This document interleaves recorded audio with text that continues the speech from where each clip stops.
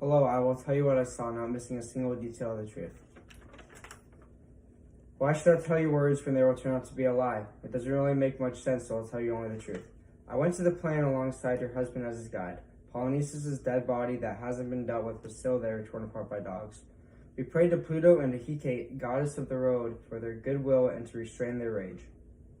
He washed off the body and burned the rest of it that was left of any tree branches.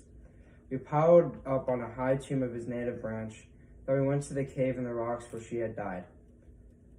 Far away from man, heard a voice coming from the chamber where we put her without a funeral.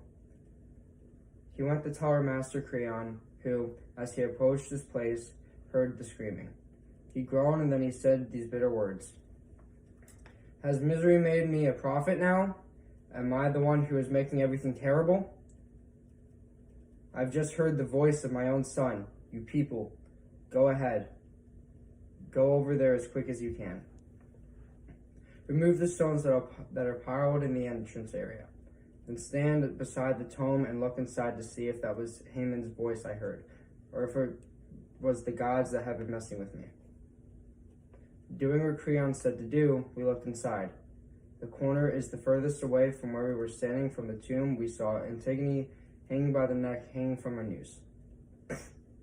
Haman had his arms around her waist and was holding her and crying out for the loss of his own bride. Now dead, his father's work for his marriage bed. Creon saw him and let out a sigh. After this, he went inside and called out loudly, You unhappy boy, what have you done? What are you thinking? Have you lost your mind? Come inside, my child. I'm begging you. Please come inside. But the boy just stared at Creon with a crazy look in his eyes, spat in his face, and, without saying anything, pulled out his sword. Creon moved away, so the boy's blow failed to strike his father. Angry at himself, the ill-fated boy right there and then leaned into his own sword, stabbing himself right through the ribs. While still conscious, he embraced Antigone with his weak arms, and as he took his final last breath, he began to cough up blood on her cheek.